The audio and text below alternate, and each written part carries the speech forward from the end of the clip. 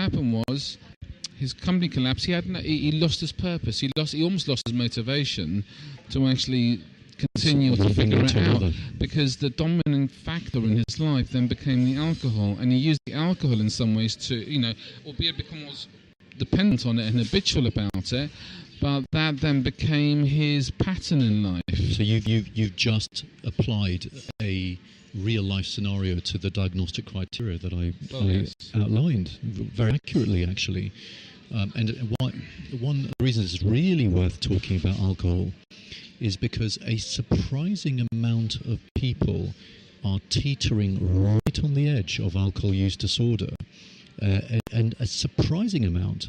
The number of times friends of mine have said to me, I know I drink a bit too much. It's what relaxes me at the end of the day. I'll go home, I'll open a bottle of wine. But why is it supposed to be good for you? The number of, that's another issue, isn't it? The number of people who've told me that. Some people don't even tell me I see it. And they don't necessarily even view it as a problem.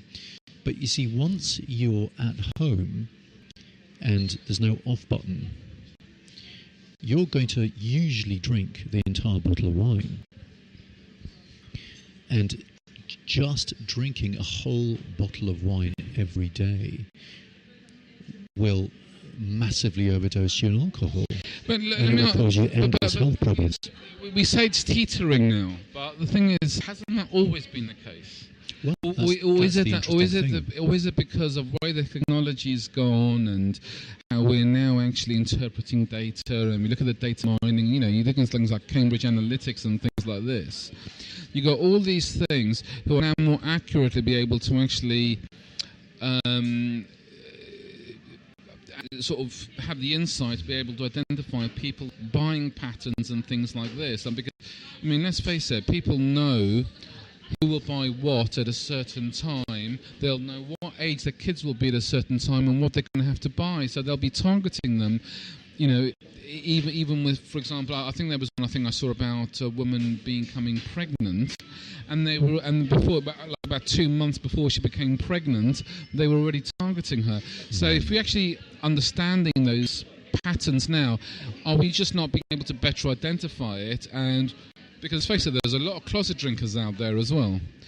Well, that's exactly the point. And the thing is, now we're just being able to analyse it far more accurately than in the past. But I think it's always been the case. The most effective intervention for reducing alcohol is the same as the most effective intervention for reducing cigarettes in modern society, and that is price. So the more tax you put on alcohol and cigarettes, the less people drink. And it has by far the biggest effect of any single intervention at the moment. Unless you decide to go make your own wine and things like this, and which I understand a lot of people are actually doing now because, again, access to the internet. So you can go and get some fruit off the trees. Sure, I'm not sure people do that because people are time poor usually. But how do you feel when you drink? I drink occasionally. I don't get drunk, apart from once in a blue moon. But how does it feel? If you could describe it in a picture, if you could describe a picture with colours, how drinking makes you feel, what would you say? Pictures with colours? No, I feel joyful. I'm with friends, but the thing is, it's also the environment you're in. Don't forget that. If you're drinking home alone, it's actually quite boring and it's actually quite sad, depressive state of mind you're in. But then it's state dependent. So what happens is state dependent. You link the good time, and then when you're at home alone, then by drinking, you think it'll make you feel good. I'm not drinking at home alone. That's the thing. Not you, but you just said lots of people are. So some people. But if I'm out with friends and I go to a pub, but the thing is, I have a quite disciplined 60-30-10 rule anyway. 60% of the time I don't drink, 10% of the time I'll have 60% of the time I won't drink, 30% of the time I will have a glass of wine if I'm out, just spontaneously, and then there'll be the 10% of the time where if I'm going out to a social gathering with friends, where I'll say, do you know what? I'm not going to put a limit on this. Now, it doesn't mean I'm going to come home absolutely paralytic, but I let it go. It doesn't mean I use my 10% every single month. It just means that, it's almost like I go back to the beginning every single month. So if I'm out 3 times a year with friends, and there'll be times I'm thinking, do you know what? I'm gonna let it go. And the thing is, actually, it may not even be more than 6 units. Do you enjoy letting it go? Yes, I do. The next day? Yes, I do. When you wake up? Well, the next day. No. You have a little bit of a hangover, but do you tell yourself never again, or you think? No, I never say that. Right. Never say that. Why would I say never again? Because you feel terrible.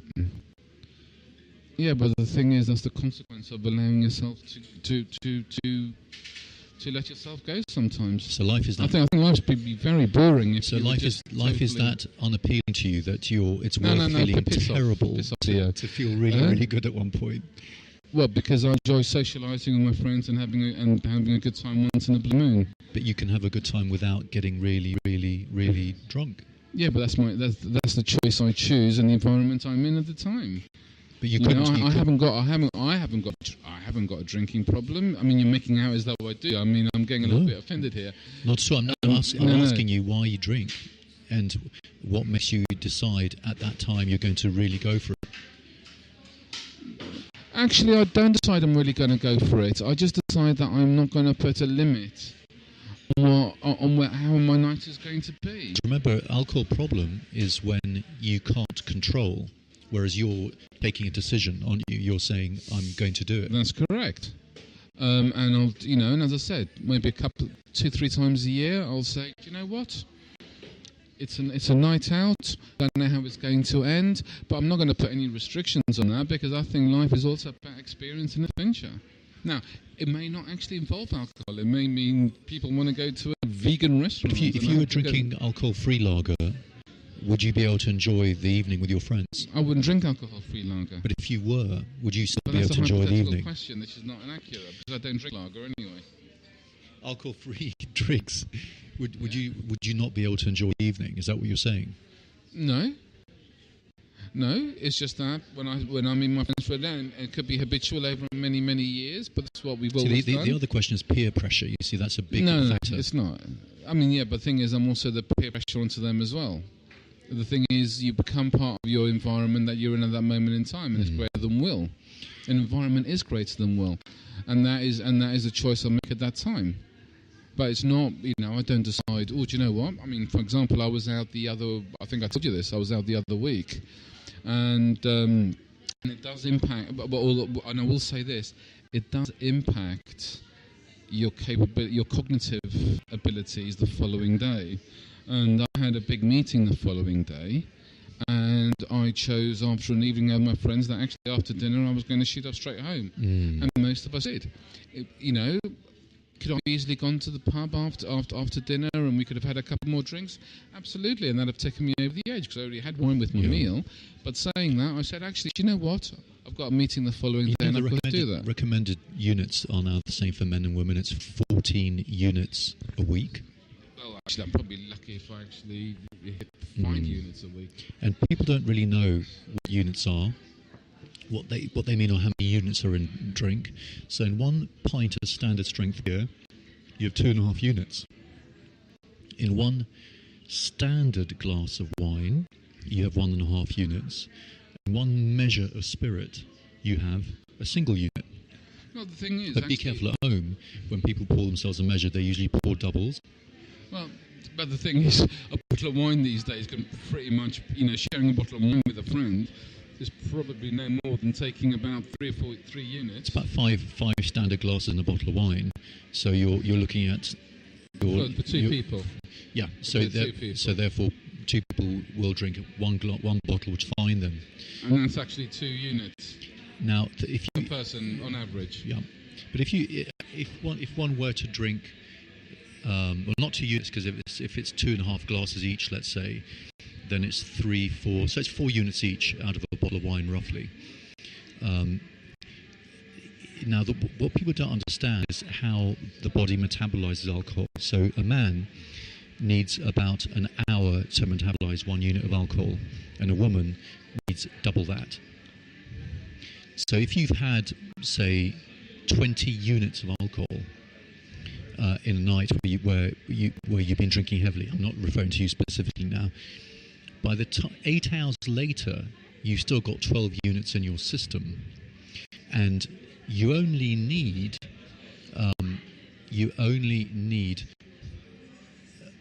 between 4 to 5 units to hit the drink drive limit.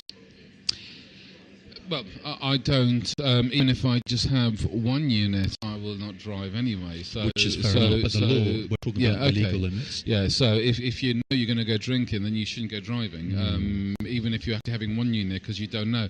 And actually saying that, because I was quite shocked, because I was in a pub a few weeks ago, and the pub I was in central London, when you ordered, I think it was when you ordered a gin and tonic, and they were really naughty, they automatically served you a double. And the thing is, without even informing you that it was a double. So the thing is, if you were just thinking you were drinking one unit to go driving, that second unit could have pretty much taken you over the edge. And they didn't inform you. I'm not sure whether there's any legal implications there on that. There will be. But they also serve the more expensive things. So when you got your round in, all of a sudden, when you've ordered your 3 halves of lager or cider or things like that, and you get it, and your gin and tonic, and all of a sudden the bill comes up to, I think it was about £15 or something ridiculous, because the gin was about, I think it was about 10, 12, 11 pounds or something, purely based on the fact they gave you the most expensive gin,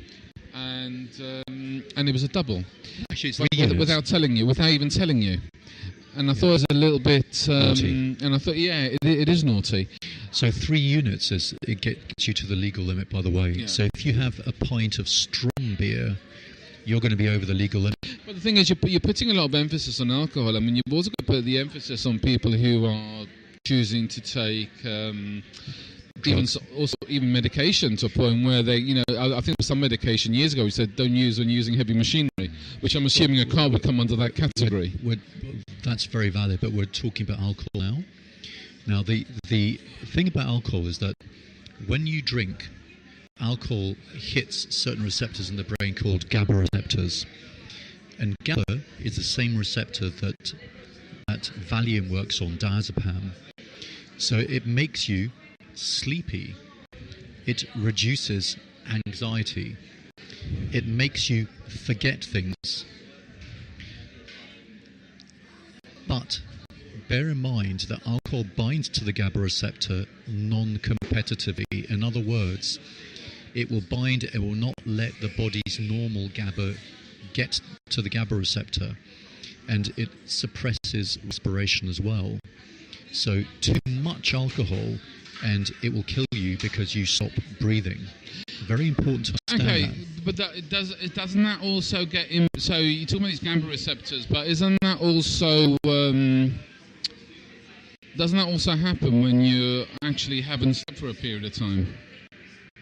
Because apparently, and as I said, correct me if I'm wrong, people who haven't slept for, let's say, 2 or 3 days can actually, I think it was, could they fail a breathalyzer because they are almost in that drunken state as well because they're so tired. So, and I'm wondering, is it to do with the GABA receptors as well in terms of? Can't answer that. I can't answer that. No. It's something I read a long time ago, and now remember, we're not licensed to give medical advice.